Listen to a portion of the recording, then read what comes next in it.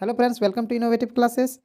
Friends, आज हम लोग जो क्लास 10th का झारखंड बोर्ड का इंग्लिश का मॉडल पेपर है उसका आज हम लोग सेट 5 सॉल्व करने वाले हैं।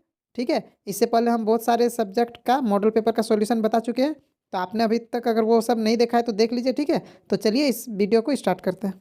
तो देखिए, पहला जो नंबर में है ये पैसेज है, पैसेज को पढ़ना है और इससे आंसर देना है। ठीक है, तो पढ़ते हैं पैसेज को। देखिए क्या लिखा हुआ है। Coffee and T R favourite hot drinks of people in all part of the world. Coffee और चाय जो है वो फेवरेट हॉट ड्रिंक्स है। ठीक है, दुनिया के सभी भाग के लोगों के लिए। ठीक है, coffee is very popular in northern Europe.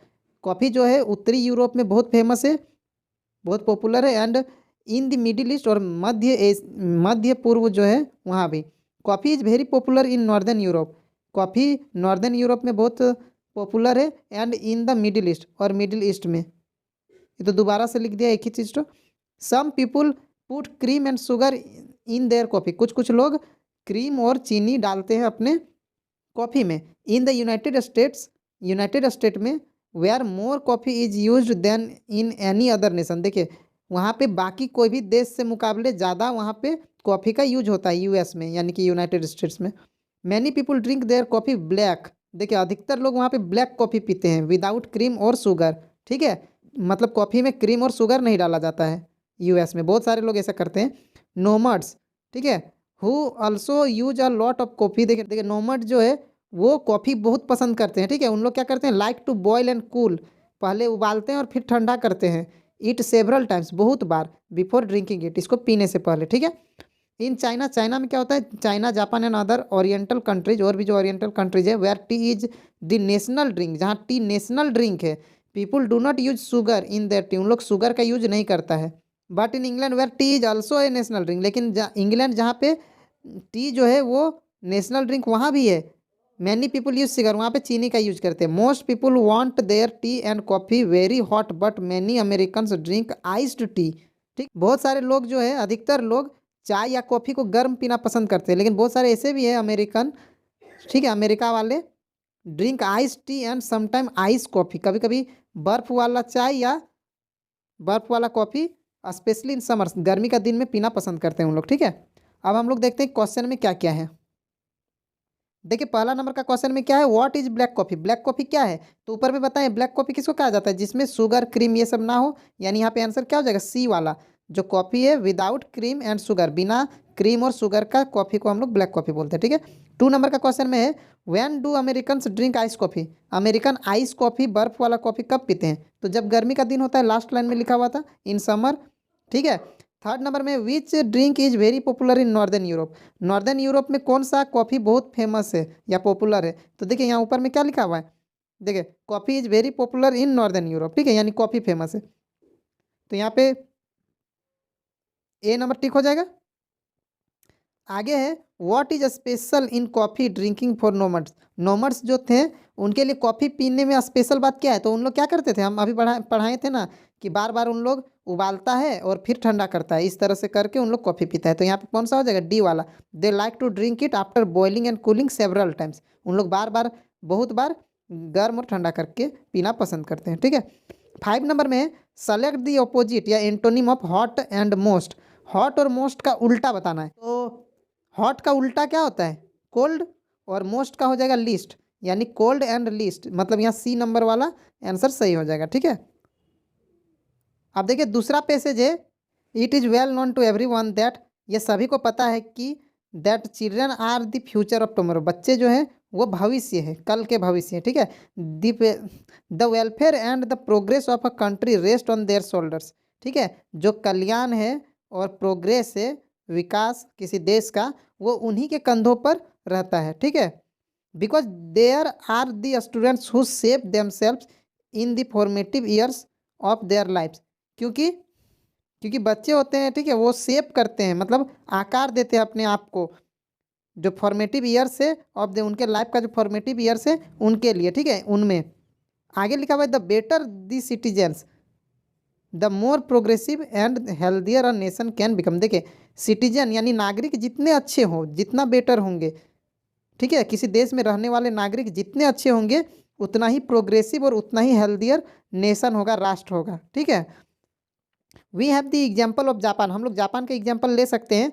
Before us, हम लोग के सामने, which was completely devastated during the second world war. देखिए दूसरे विश्व युद्ध में वो पूरी तरह से क्या हो गया था, बर्बाद हो गया था, एकदम बहुत ही बुरी स्थिति हो गया था जापान का, क्योंकि उस पर बम गिराया गया था दूसरे विश्व युद्ध में।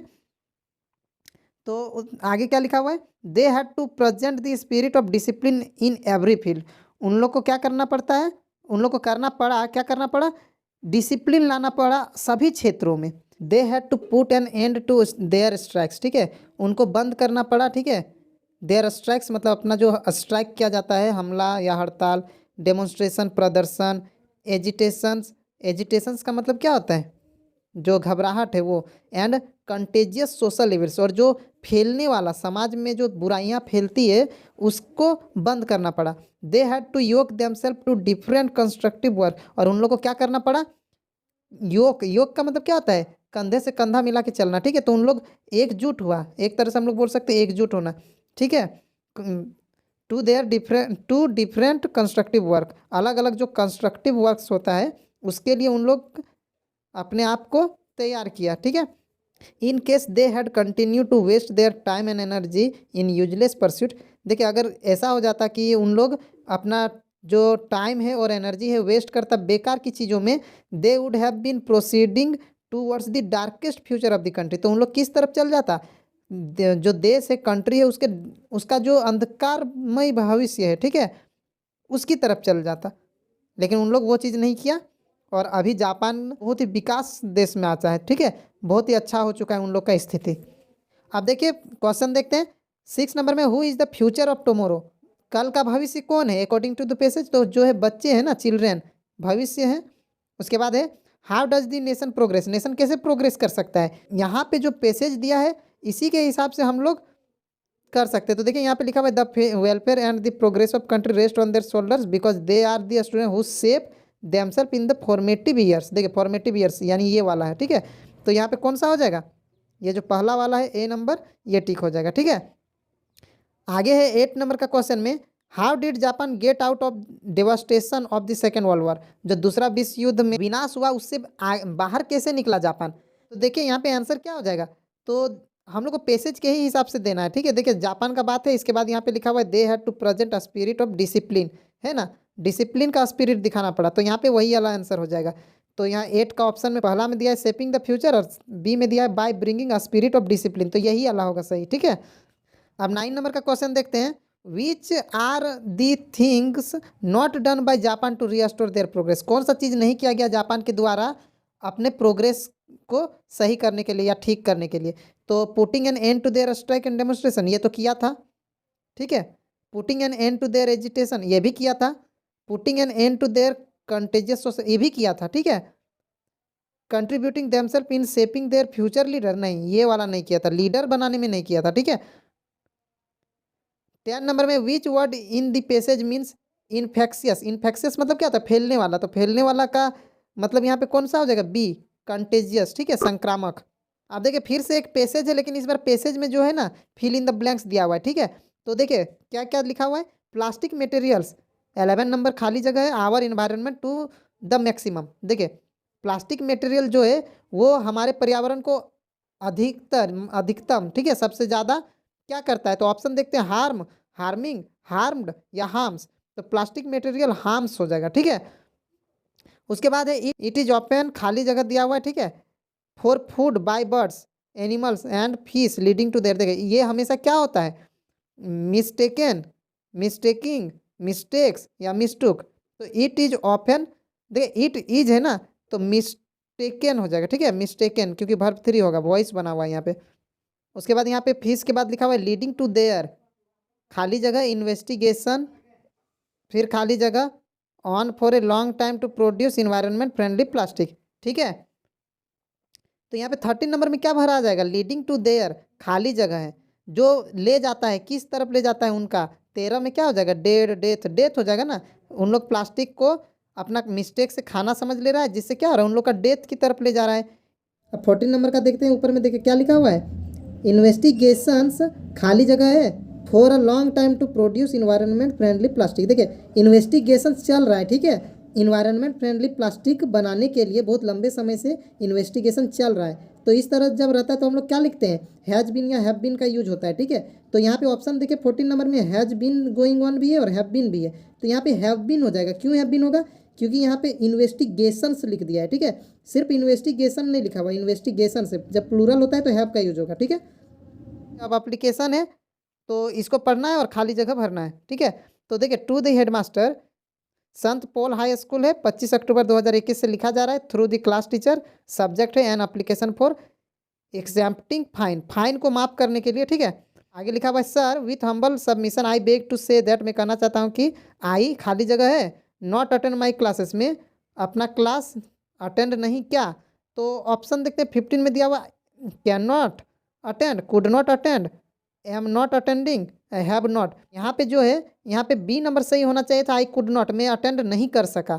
ठीक है, आई could not attend my classes, तो यहाँ पे नॉट 2 बार आ गया और अटेंड भी, तो यहाँ कुड ही होता। ठीक है, आई could not attend my classes, में अपना क्लास को अटेंड नहीं कर पाया। डेट दिया हुआ है कब से कब तक।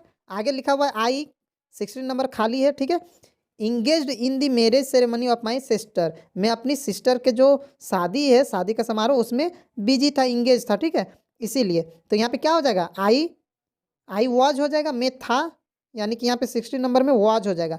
आई वॉज इंगेज, मैं इंगेज था। ठीक है, so I could not attend my classes for 5 days, इसलिए मैं 5 दिन तक अपना क्लास अटेंड नहीं कर पाया। आई देयर फॉर में, इसलिए 17 नंबर में है खाली जगह, यू टू एक्सक्यूज मी, मैं अतः या अतः मैं क्या कर रहा हूँ, रिक्वेस्ट कर रहा हूँ ना। I therefore request you to excuse me from paying absence fine for 5 days, 5 दिन का जो अब्सेंस का फाइन है, ठीक है, उसका मुझे माफ़ करने के लिए मैं आपसे आग्रह करता हूँ, रिक्वेस्ट करता हूँ। I shall be obliged to you for it, मैं इसके लिए आपका आभारी रहूँगा। अब आगे लिखा हुआ योर्स खाली जगह है, तो यहाँ पे क्या हो जाता है, योर्स ओबीडियंटली होता है। ऑप्शन देखते हैं क्या क्या है, फेथफुल है, ओबीडियंट है, फेथफुल्ली है और फेथफुलनेस है। तो योर, ठीक है, तो यहाँ पे क्या हो जाएगा, यहाँ पे फेथफुली हो जाएगा। ठीक है, योर्स फेथफुली। ठीक है, अब आगे देखते हैं क्या लिखा हुआ है।